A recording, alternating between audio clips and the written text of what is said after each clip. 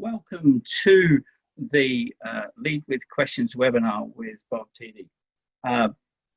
Leading with questions is massively important as a topic. You know, as a leader, we want to get the best out of our people. We want the highest level of productivity. We want them to be happy and enjoying their work and well satisfied with our leadership. If we get that wrong, it can be very costly because leaders and teams, they are the ultimate difference, the differentiator between one business and another. Bob has spent a long part of his life invested in both studying and deploying this technique of leading with questions.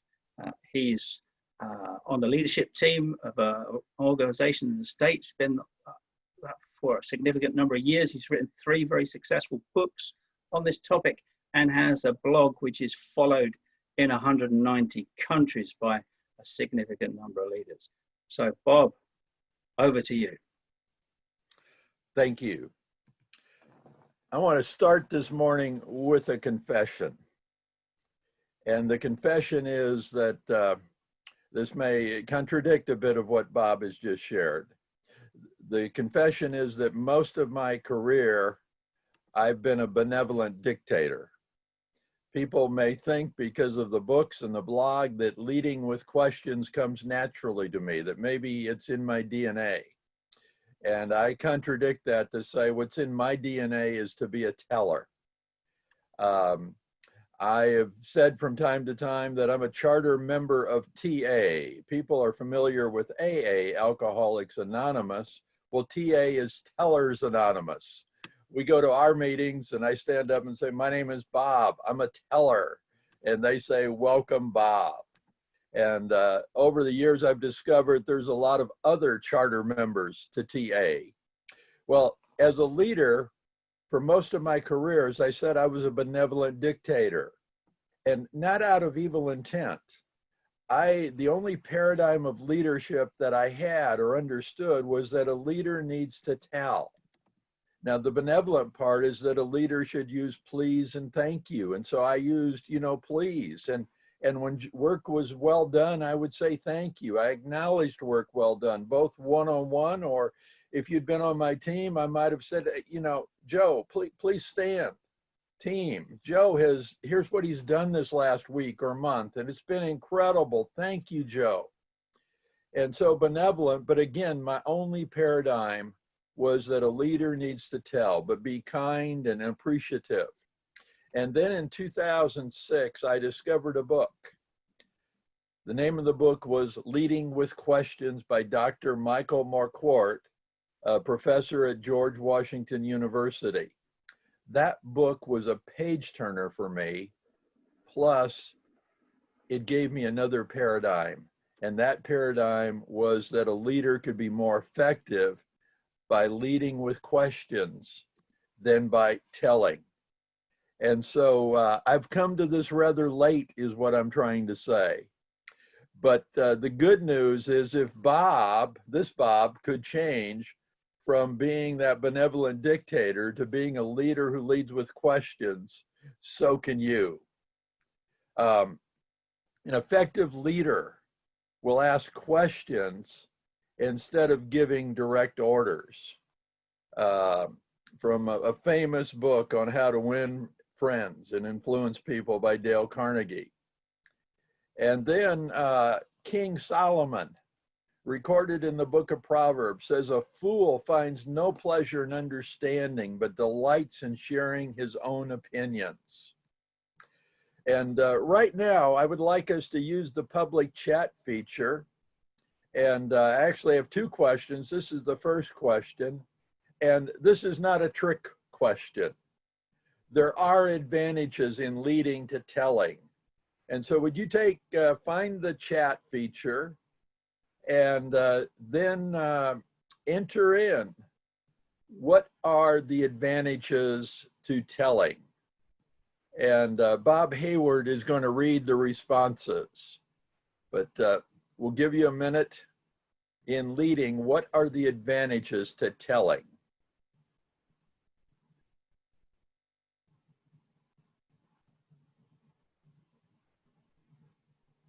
We've got some answers coming through. Gives facts, sets the context, adds value, saves time, can earn trust and respect. You can be consistent.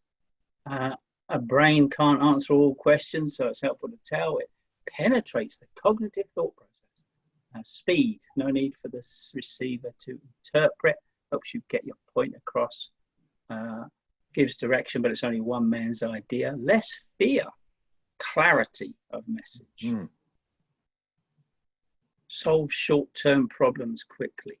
I feel more in control of the situation. It's easier for your employees as they just have to follow what you say. Empowers the audience. Do remember, people, to reset your chat to share with all panelists and all attendees. So some of you are still sending it just to the panelists. So it's helpful if you can reset your chat to send it to more people. If it's a story, it's a good way of making people to relate to what you communicate. It shows you know your subject, gain respect from employees, and helps give them ownership. Well, those are incredible, and thank you. Thank you. There are advantages to telling. It's not like telling is wrong. But now here's the next question for us, and that is, in leading, what are the advantages of asking questions? And again, if you could share your answers in the chat, I'd be most appreciative. In leading, what are the advantages of asking questions? Gets more ideas from a different point of view, gives room for thought, brings a better outcome, makes people think, enables different points of view to be shared, different considerations, more relevant information, clarifies requirements, gets people thinking critically, gets interaction. It's a better form of communication. We get to understand issues we might not have considered, can draw people out and identify their issues. It demonstrates positive vulnerability. It requires active listening. It builds engagement. It builds trust. It discovers hidden issues. You get to hear the other person confirm what you wanted them to say. Teach a man to fish. Beginning of a great quote, of course. Makes people feel part of the process. A faster understanding. Shows you value others and their views, opens the way for the leader to learn, puts the conversation onto a person that you want to communicate with, creates involvement, shows that I'm interested in them, gets you feedback, gets you a better solution, gets you buy-in, makes things work as they are invested, becomes inclusive. Wow, that's a list. That's a great list. And thank you so much. And we've captured these, and I'm learning from you all, and most appreciative. I have another question, and this time I won't ask you to put it into the chat, but the question is, which is better, telling or asking? And in live audiences, you know, I ask the audience to raise their hands, and generally the response is that the vast majority raise their hand for asking. Leading with questions would be the better way, the best one. And I follow that then with this slide and this question. When you're flying, which wing is most important? The right one or the left one? And of course, the answer is they're both vital. And the truth is, in leading, both telling and asking are required. It's, again, I hope you clearly hear, telling is not wrong, and asking is not always the right way. But as we proceed here, truth be known, a whole lot of us are much more practiced at telling than asking. And so as we continue today, I'm going to make this assumption. Let's just assume that your right muscle is your telling arm, your telling muscle. And I'm guessing that for most of us, this one is well developed. And please hear me, you need this as a leader. But we're not going to spend more time today on telling because you already got that. It's well developed. We're going to focus our time on the asking muscle because, as the quote here says, the truth is, for a whole lot of us, we're much more practiced at telling than asking. So it's the asking muscle that needs some development. And so with that, we'll proceed. Helen, may I ask you a question? Yes, Bob. Helen, what did you have for dinner last night? I had pasta and steak and a peppercorn sauce. Wow, that makes me hungry right now. Helen, did you prepare that yourself? Yes. Is that one of your favorite meals? Yeah, definitely. That is really great. I wish I could have enjoyed it with you. Helen, I have a few more questions. Okay. I know one skill that Americans have developed, and I'm guessing Brits have also developed this skill, but I'll ask you, have you developed the fine skill of looking like you're paying attention when somebody is talking on and on and on, when in fact your mind is actually 1,000 kilometers away? Yeah, absolutely. Yes, well, that's reassuring in the sense that it's not then just a trait of Americans. And I think all of us have developed that skill to look like we're paying attention when our minds are actually a long ways away. But Helen, if your mind had been a long ways away, what happened the instant that I said, Helen, can I ask you a question? It brought me back to paying attention and having to focus on what was going on immediately in front of me in the environment. Yes. And your mind immediately focused on listening to Bob, listening to the question, wondering at the beginning, would you understand the question? Yeah. And of course, it was not a real complicated question. No. But nevertheless, you had to pause and think just for a moment, what did I have for dinner last night? And oh yes, you recalled it and you began to share. Now, had I asked a more complicated question that required a longer answer, you would have actually been reading my face as you started to speak to see, did Bob understand? Was he confused? Was he happy with the response? Was he frustrated? And you would have actually edited the ongoing response as you continued to talk based on just seeing my facial feedback. Well, Helen, I'm sharing all of this just to, this demonstrates something for our audience. And I'll ask you a final question here. Helen, if you want to make use of the 100% of the computing process of someone else's brain, what do you have to do? Engage them and ask them questions. Yes, yes, it's that simple, and it's it continues. I get amused at times with very simple things, but just the fact that when we ask somebody a question, for the time it takes for them to hear the question, process it, pull up the appropriate files and answer, we actually have made use of 100% of the computing power of their brain.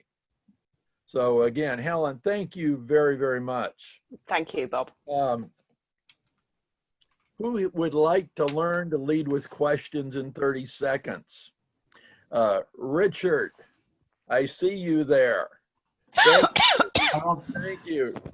Richard, I selected you because I sense that you have a photographic mind. And you will only have to hear my 4 favorite questions one time and you'll have them memorized. Are you ready? Yeah, go for it. Okay. Here's my first favorite question. What do you think? Here's my second. What else? Here's my third. What else? Here's my fourth. What else? Richard, do you have them memorized? I do. Luckily, even my photographic memory can remember that. Okay, share them with our audience, please. So you want to say, what do you think? What else? what else? And finally, what else? Richard, again, we give you applause. Perfect. Now, some of you are just a bit skeptical, saying, you know, Bob, you can't ask, what do you think? What else? What else? What else? And of course not. But imagine a conversation where Richard and I are having a conversation. And I'm saying, hey, Richard, what do you think about? And maybe I'm naming some challenge or opportunity or some issue that we're working on together. And Richard gives me his initial answer. Now, something that's just true of us instinctively when somebody asks us a question, it depends on the relationship we already have, but we roll out that first answer and we're kind of testing the waters. We're protective of ourselves. We roll out that first answer and we kind of are seeing how's it treated. And so if I ask Richard a question and he gives me an answer and I say, oh, Richard, that's dumb. Everyone knows that. Well, Richard's glad that he didn't say anything more, and he's not going to. But when I say, wow, what else? Richard's beginning to think, you know, this Bob guy's pretty smart. He understands that I have something to offer here. And so Richard tells me more. And then there's other forms of the what else. I can say, oh, Richard, say more about that. And Richard, I'm taking notes. Don't stop now. Please continue. And what you will discover is that it's really the third and fourth question that gets to what I would call their gold nugget, their very best thought. Because as you're continuing to, you know, with eagerness to hear them say more, they're getting more comfortable. And as I alluded to earlier, Richard is thinking, wow, Bob is really smart to recognize my contribution here. And so I'll hear the very best on the fourth question. So there you have it. Now, another reason I do this little exercise of learning to lead with questions in 30 seconds is often as I share, I sense from the audience that people would like to learn to lead with questions, but they kind of imagine that to do so, they're going to have to get a master's degree in questionology. And it's kind of like, you know, becoming a brain surgeon. Nice idea, but highly unlikely. And so I really do like to share, no, you're not going to need to get a master's to start this. If you've been, like I was, a benevolent dictator, just these 4 questions will put you on your way to leading with questions. Imagine your next one-on-one conversation with one of your colleagues or one of your staff, and there's an issue on the table, and for you to say, what do you think we might do? And of course, with your whole team, what do you think we might do? Bob Hayward, could I ask you a question? You certainly can. Okay, here's my question for you. If you were in a rowboat, a big rowboat, and your whole team was with you, and there were oars in the boat for everyone, how many of them, and your goal was to get across the lake as quick as possible, how many of them would you like to have row with you?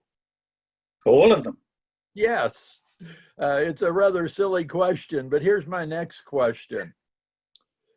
That same team sitting around your conference table, so often, and I don't know that this is true of you, Bob, but so often that leader, there's only one oar in the water. Only the leader is using his or her brain power to figure out what's the best way across the lake or through this problem or to take advantage of this opportunity. Why would that leader not want to make use of all the brain power sitting around that conference table by asking them, what do you think we might do? And then listening to the input of his or her staff in order to gain all of that. Now, mind you, when a leader asks a whole team, hey, what do you think we might do? The leader is not giving up the decision-making authority. but the leader is taking advantage of hearing all those ideas. And I know from experience that quite often, as I'm hearing and listening, it's like, wow, I hadn't thought of that. Wow, I like that idea. That's better than the idea I had. And Bob, what happens though, just by asking you the question, one-on-one, Bob, what do you think we ought to do? How does just your leader asking you that, how does that make you feel? Encouraged, validated, welcomed, appreciated. Yeah, yeah. Thank you, Bob.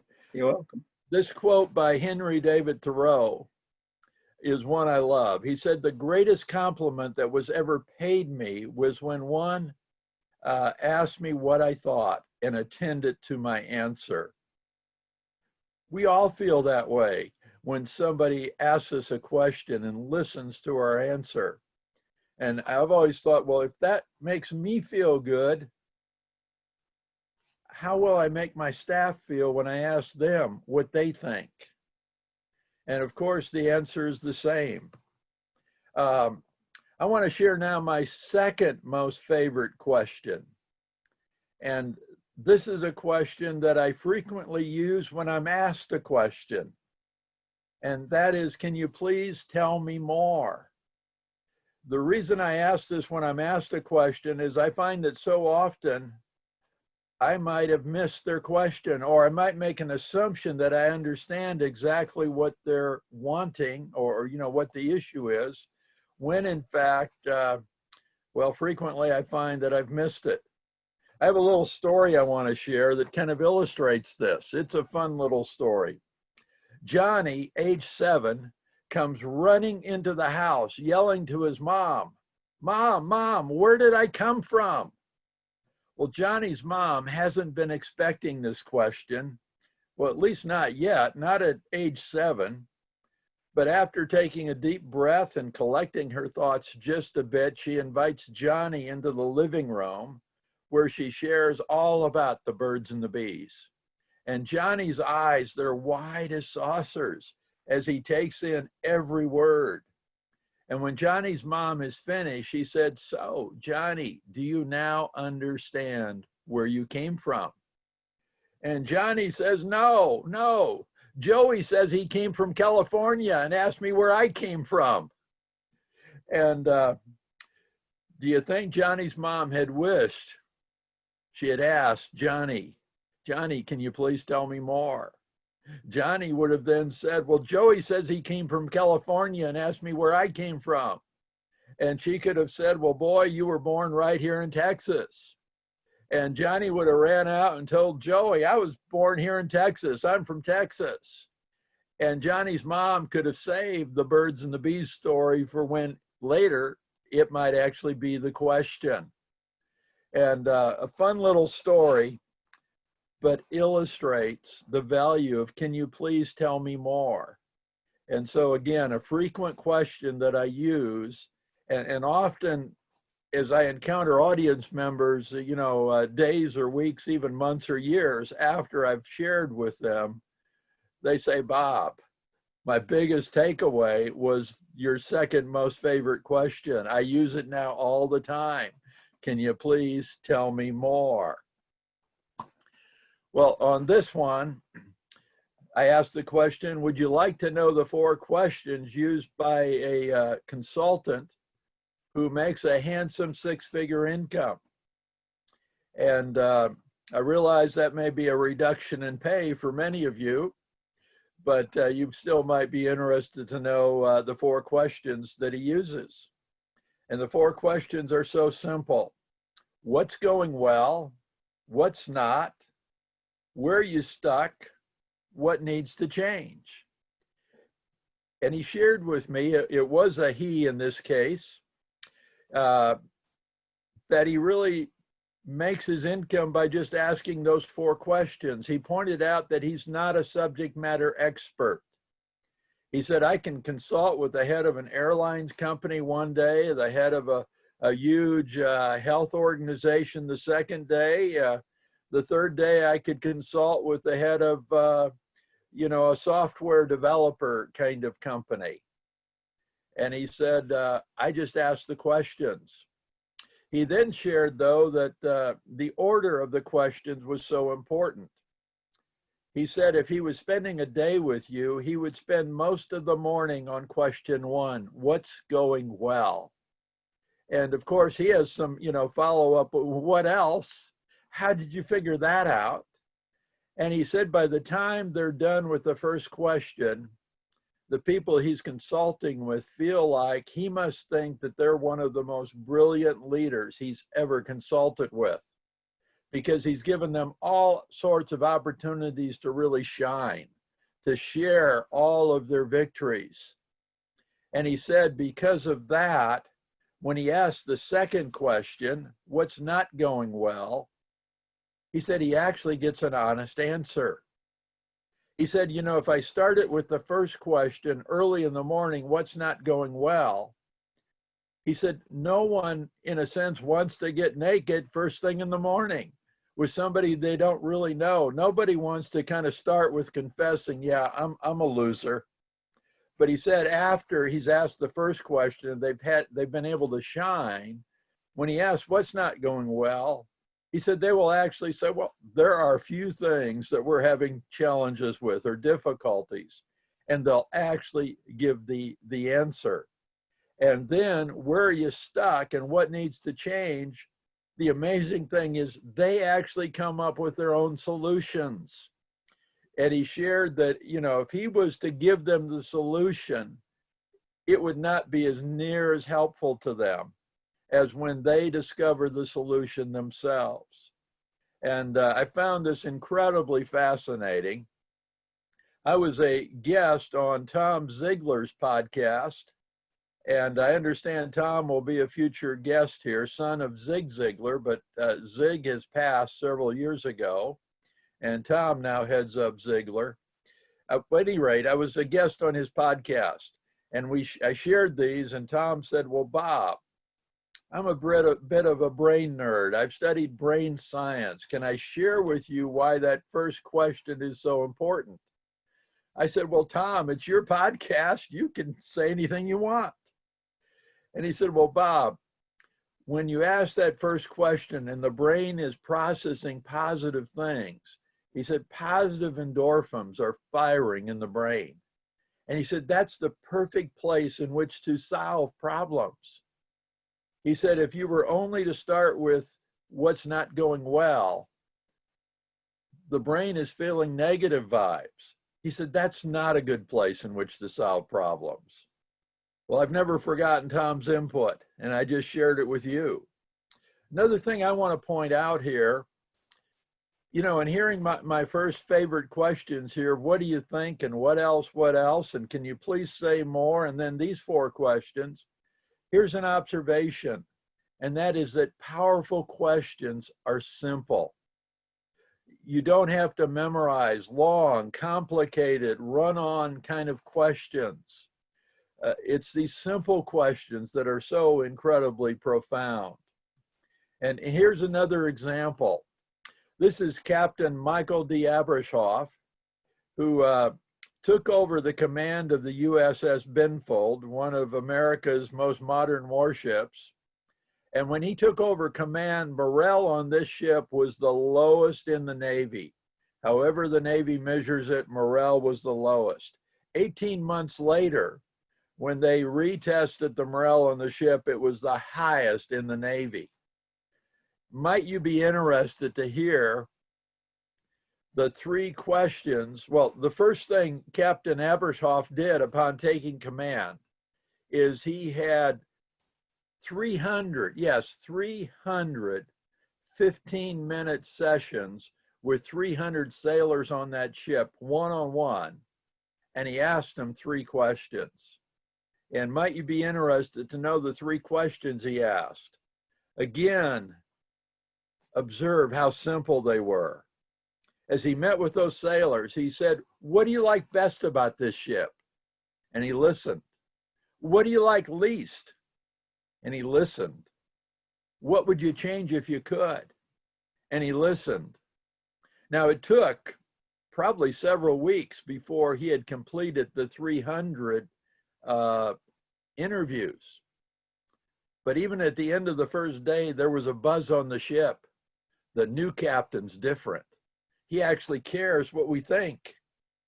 And it didn't take long. Well, mind you, he didn't promise to make every change that a sailor suggested, but he certainly was listening. And it didn't take long, and I'm sure he heard things and he thought, what? What do you mean that's not being done on this ship? We're going to fix that.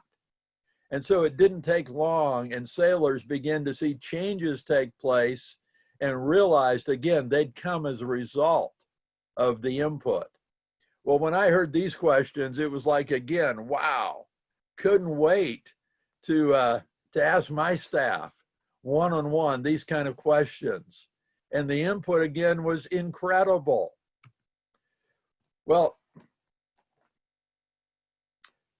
one of my friends in the U.S. is Cheryl Batchelder. Cheryl was for many years the CEO of Popeye's Chicken, which is a fast food place, which obviously sells chicken. Popeye's. It's Louisiana chicken. It has a certain amount of spice that comes from Cajun country in Louisiana. It's excellent.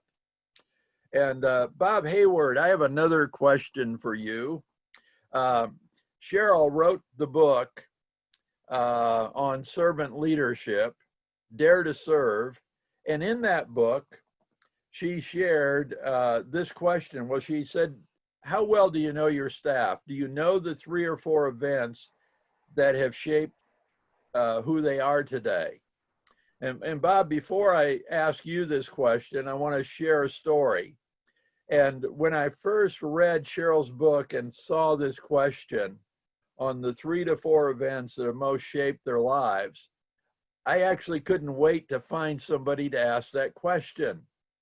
Well, the first opportunity I had was I coached one of my colleagues in Canada, and his name is Neil. And so, I'd gotten the question. The next call was Neil. I said, Neil, I've got a new question. Can I ask it? He said, well, Neil said, well, Bob, you and I love questions. Of course, ask it. I said, Neil, what are the 3 to 4 events that have most shaped who you are today? Oh, a little more context. I've known Neil since 2007. We're good friends. And I thought I knew Neil's whole story. And I thought the only fascinating part would be, of all the things I know about Neil, what will he say are the 3 or 4 most, events that have most shaped his life? But it turned out that, Neil said, well, Bob, have I shared with you that my birth father died when I was 9 months old? My mother later remarried, and the man who's really my stepfather in my heart is my dad, because I don't have any memory of my birth father.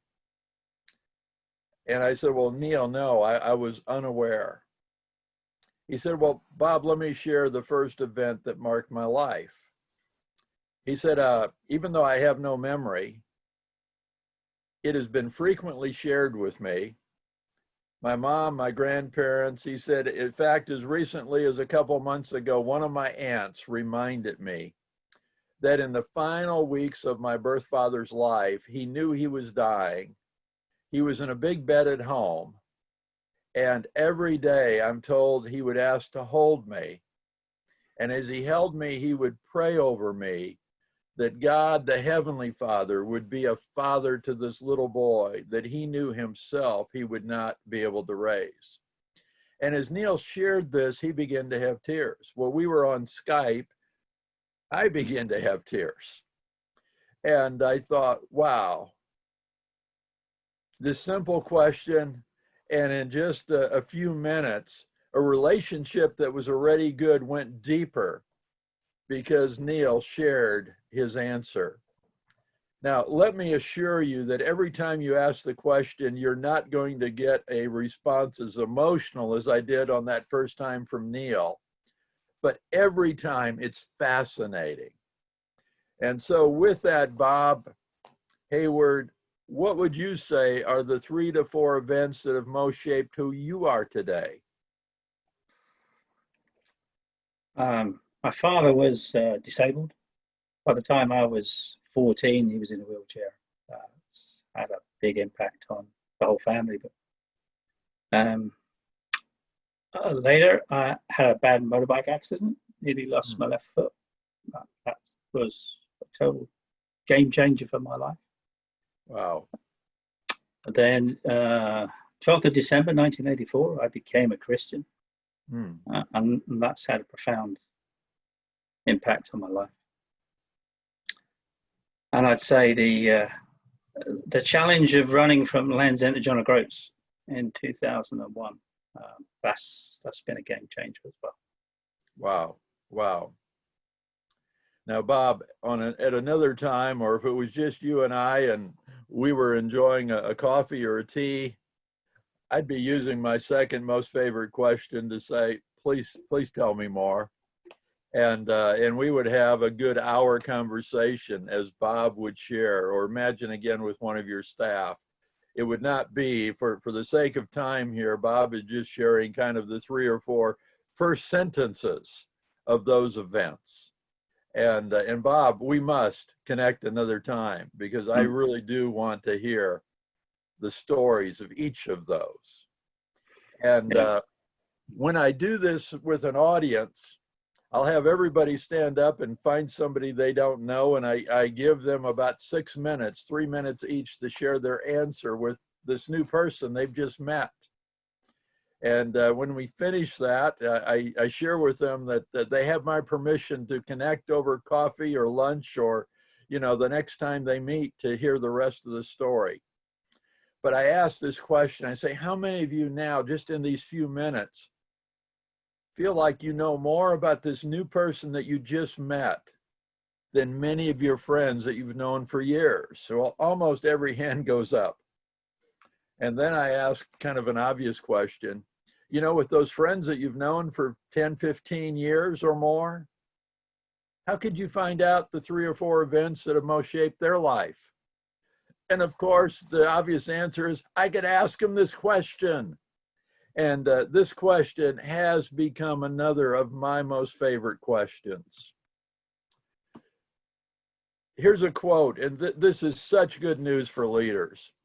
Leadership is not so much about knowing the right answers as it is about knowing the right questions. And the reason I share this is such good news, you know, as leaders, it's a heavy burden to feel like we have to know all the right answers, when we actually know inside, I don't really know all the right answers. And sometimes as a leader, I know I faked it. It's like I'm asked, and so I give an answer, and I think my staff knew, you know, the truth is Bob really doesn't know, but he can't admit it. And it's a burden just removed to know, hey, I don't need to have all the right answers. I just need to have some of the right questions. And so often when a staff member comes in with a challenge, rather than me having the answer, I can say, well, tell me more. They tell me more. I say, well, what do you think you might do? And they begin to answer and solve the problem. And I hope you just see that paradigm shift. Well, another of my friends who's written Fortune kind of 100 consultant on client relationships, author of Power Questions, Andrew Sobel, and his book says, telling creates resistance, asking creates relationships. Love it. Now, I don't know if you, my British friends, when we may have some that are joining us from outside of Great Britain, I don't know if you have any familiarity with kind of an American sport called rodeo, and within that sport of rodeo, you know, cowboys working on ranches, there is there's bull riding. I don't know if you've ever watched it. You don't have to be a fan, but if you've ever watched it, Here's the rule. The rider, to have a qualified ride, has to stay on that bull for 8 seconds. And we can think, 8 seconds, well, that's nothing. That's just, wow, such a short amount of time. Well, if you've ever watched the sport, only about 20% of the bull riders actually stay on for 8 seconds.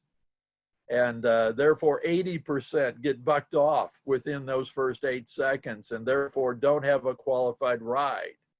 And so it's the 8-second rule. And I always say that for a bull rider, those 8 seconds are like an eternity. Now, some of you are thinking, what in the world does this have to do with leading with questions? Well, that's a good question. Let me ask you, if you're going to ask a question, what do you then need to do? And of course, the answer is listen. If you're going to ask a question, you've got to listen. If you don't have any intention of listening, don't ask the question. Well, again, what's this have to do with the 8-second rule? Here's what research has discovered. Research has discovered that when most of us ask a question, we only wait 2 or 3 seconds for an answer. And if the person we're having the conversation with doesn't answer in 2 or 3 seconds, the silence so bothers us that we then begin to speak. We either re-ask the question, or we ask another question, or we give the answer ourselves, or we just simply move on in the conversation. And here's what's amazing, research has discovered, is that we have total unawareness that we've only waited 2 or 3 seconds. And so the 8-second rule, and it may seem like an eternity, just like for the bull rider, the 8-second rule is ask your question and then relax, keep comfortable eye contact, and count to yourself, 1001, 1002, 1003. There have been times I've actually gotten to 1030. Here's the good news. They will answer. And the longer the silence, the better the answer. Now, of course, there's some questions. If you're saying, which way to the restroom, they're instantly going to answer. But when you ask a question like, wow, given this challenge, what do you think we might do?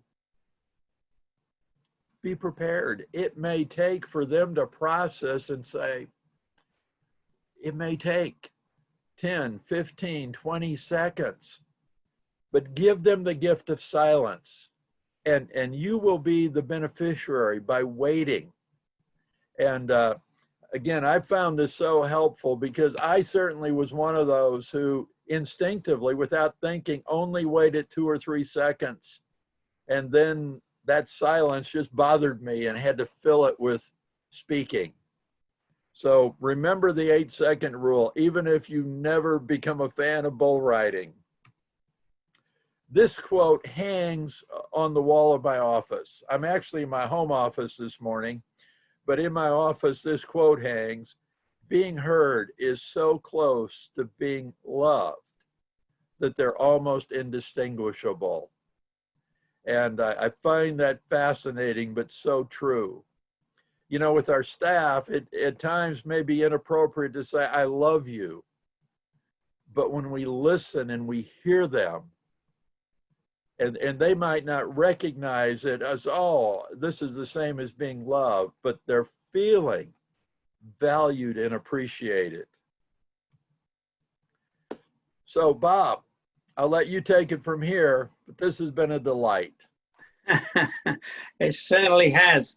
Well, I really would like to encourage you all to not only take note of what Bob has said today, but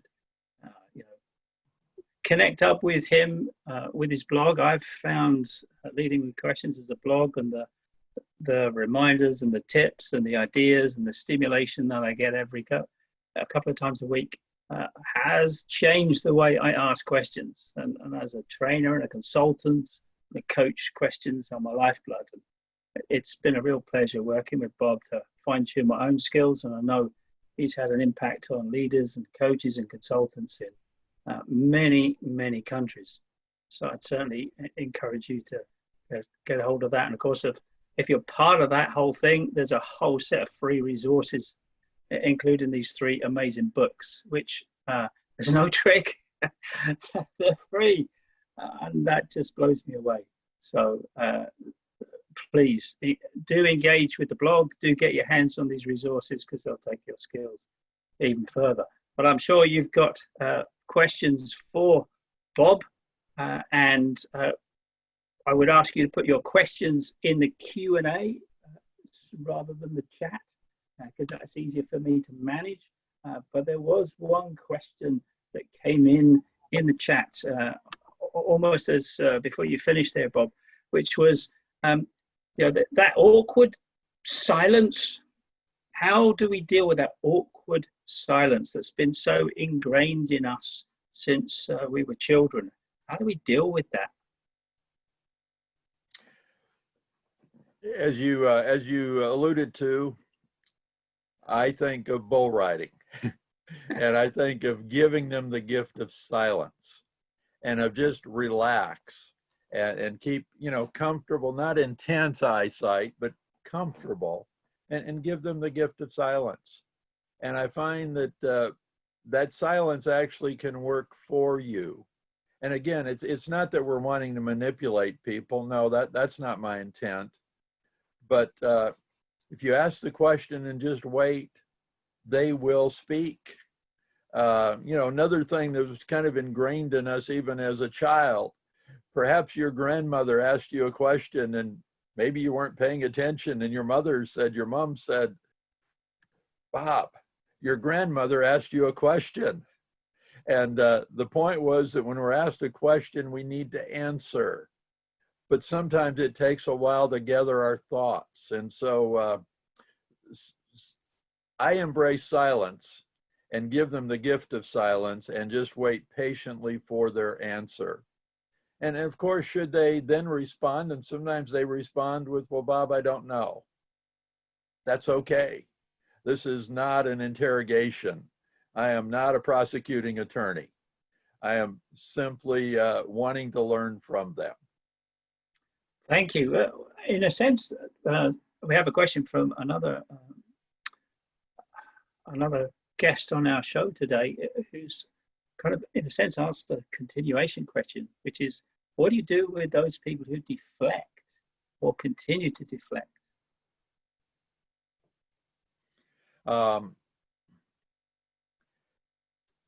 You'd probably, I'd need to be, if I was chatting with this person, I'd say, please tell me more so that I'd understand the question better. But I'm guessing here at their question.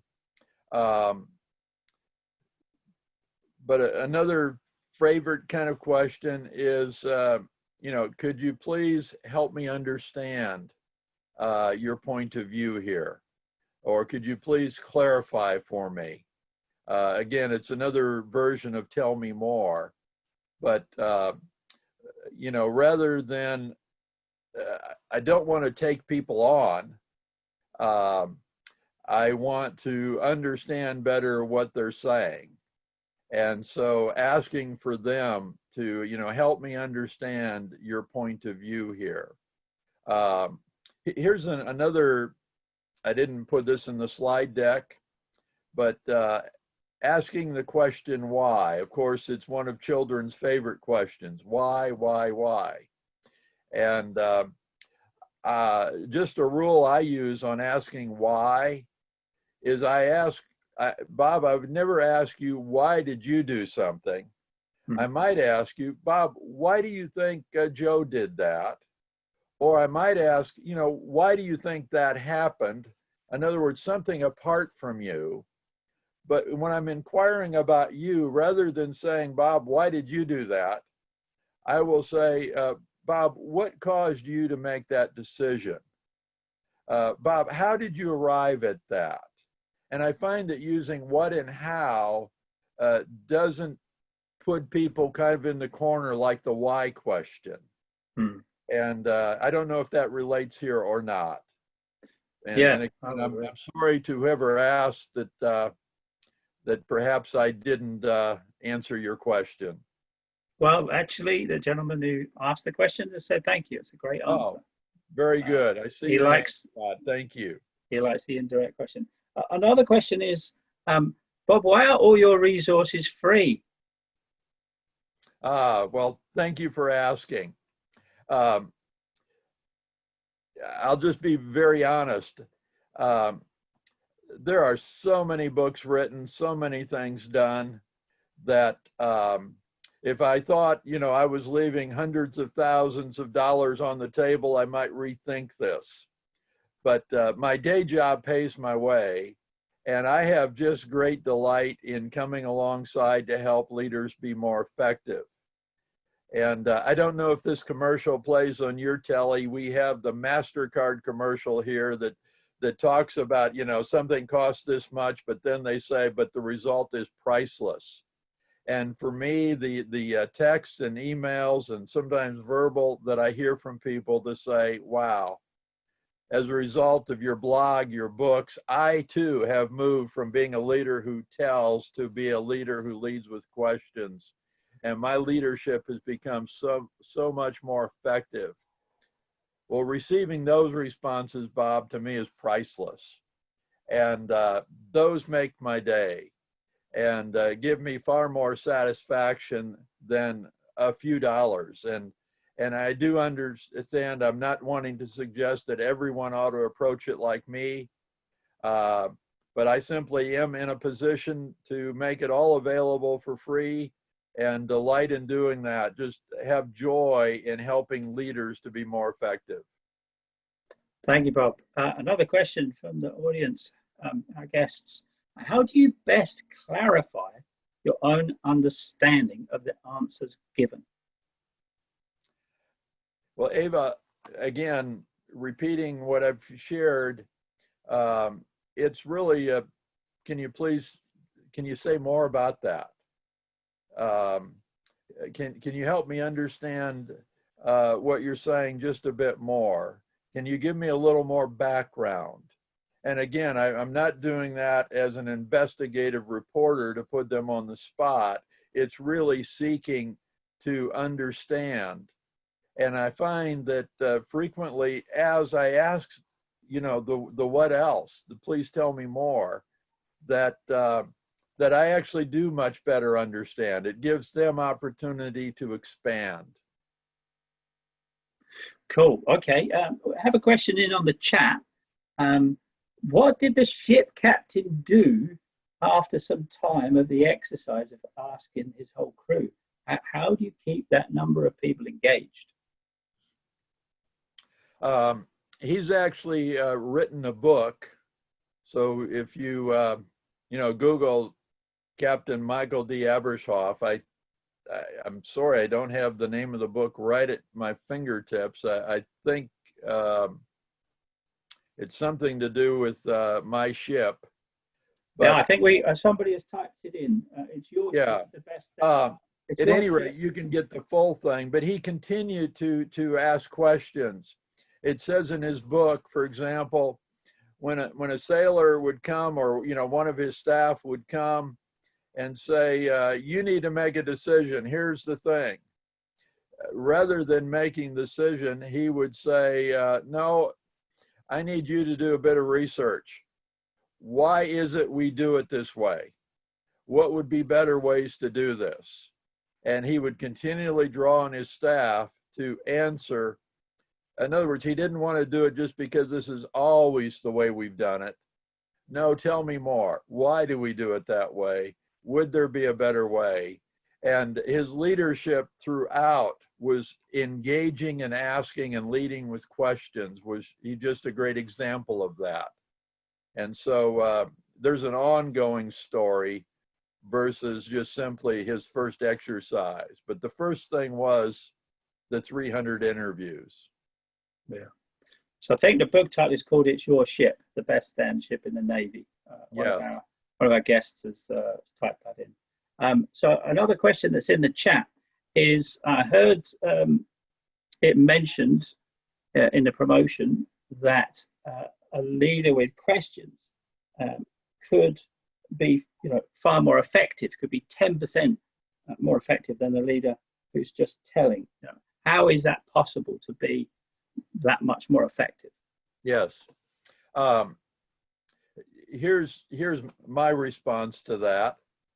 And it's that we go back to when I asked you, Bob, about engaging all of your staff. If you were rowing across the lake, you'd want them all to row. And then we went to the conference table. And to me, right there is the increased effectiveness. A leader who is, like I was, a benevolent dictator, who's the only oar in the water is they're thinking, how do we solve this problem? They're only accessing their brain power. What's the best way forward? That leader, as soon as they move to leading with questions, to say to their staff, what do you think we might do? The increased effectiveness comes from two things. First of all, they're hearing ideas that they may not have considered. And so that's multiplying the effectiveness. Second, Bob, imagine just for a moment that you're one of my staff. And I say to all the staff, hey, what do you think we might do? And you answer and say, well, Bob, I have an idea. And you share your idea.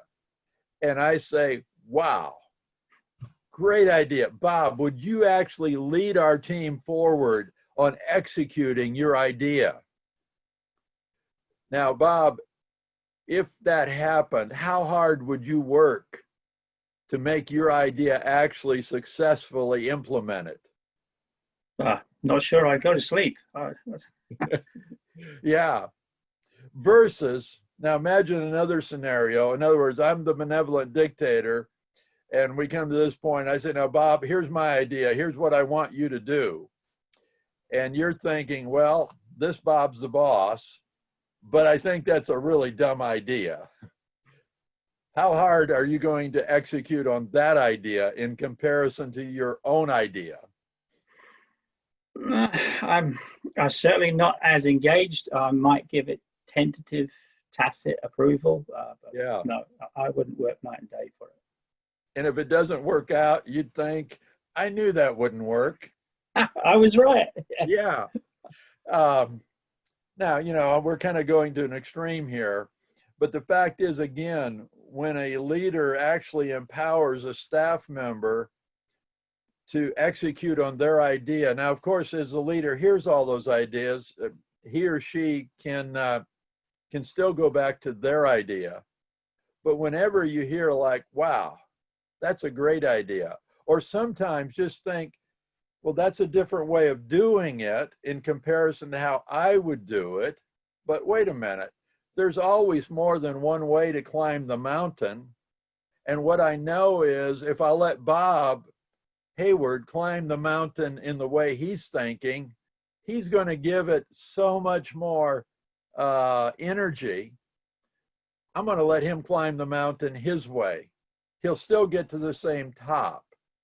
And so that's why I say that a leader who leads with questions is going to be up to 10 times more effective, because they're hearing more ideas, and then they have the ability to empower their staff to actually execute on their ideas.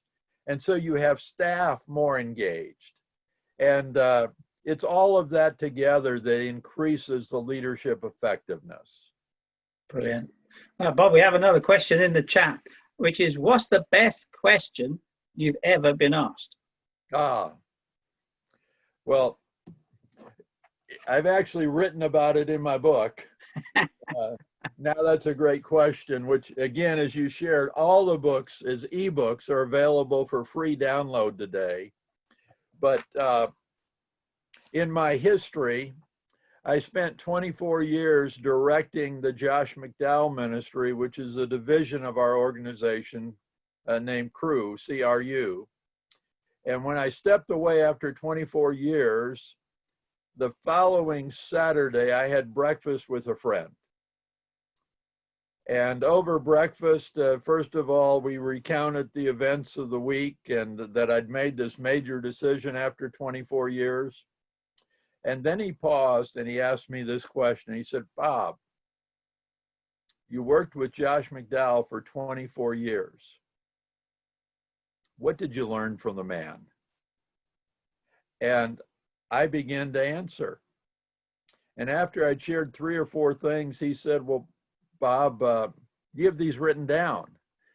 And I said, no, I don't have these written down. He said, why not? I said, well, very simply, no one's ever asked me this question before. And he paused and he said, you know what? And I said, well, what? He said, you need to make this list. And when you're done, you need to share it with Josh. And at that point, I went, bingo. I don't know if bingo is something played in the UK. Yeah, we do. The reason I went bingo is after I stepped away, I went home and I shared with my wife. I said, I feel like I want to give a gift to Josh to express appreciation for 24 years of partnership. Honey, do you have any ideas? Well, she had none. We only had a sense that it was not going to be a gift that we could go to the shopping mall and purchase, but we had no idea. But that morning, as he said, you need to write this list and then share it with Josh, I went bingo because that was it. And over the next several months, I'd stepped away in October, I added to the list. And my goal was to put a little booklet, I actually have it here, a little booklet together outlining, and it ended up being 62 things I learned from Josh. Now people say, why 62?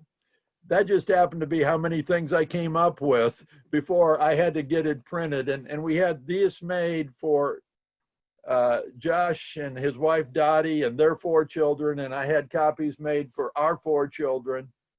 And it was under the Christmas tree that morning. And about noon, I got a phone call from Josh. At first, I you know, who calls you on Christmas except family members? So I thought it was my parents or my sister, and it was Josh. And he said, Bob, I don't know where you came up with this idea, but this is the most meaningful gift I've ever received. And I said, well, you're so welcome. He said, Dottie wants to talk to you. That was his wife. She gets on the phone. She says, Bob Tiede, I'm mad at you. I said, Dottie, it's Christmas. You shouldn't be mad at anyone. Now, I knew she really wasn't. And she said, well, you shouldn't have to weep for 30 minutes on Christmas either. She said, I have shed tears throughout reading this. Now, if you were to read it, you wouldn't shed tears. But she was feeling like, wait a minute, we still are friends. We still are related, even though we won't be working together. The relationship is still intact. And so I frequently said to my friend who asked me that question that morning, that was the greatest question I've ever been asked. And I go on in this chapter to share with people, how many previous bosses or supervisors have you had? Did you write them a note? And it doesn't have to be like a booklet, a little note saying, here's one thing I learned from you that's helped me the rest of my life. Wow. Would be so meaningful to them. And so I've given a much longer answer, Bob, to that question than probably I should have. But that was a real heartfelt answer. Yes. And we are at 12 o'clock. So Bob, could you move to the next slide? There are a couple of unanswered questions, but I'll send them to you by email. But next week's session is Jim Heatherton. It's about making your meetings magic, how to get at least 10 times more results out of that meeting.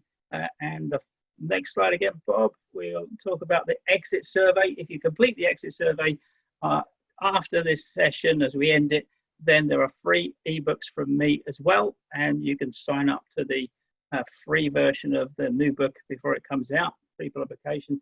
And anyone still on the chat is still entitled to a 30-minute session with me on the phone, on Skype, or on Zoom. No sale, no charge whatsoever. So with that, I'd like to thank you all for coming. It's been a thoroughly enjoyable session. And I'd like to thank Bob Tiede for doing an amazing job of teaching us how to lead with questions. Thank you so much. Bye, everybody.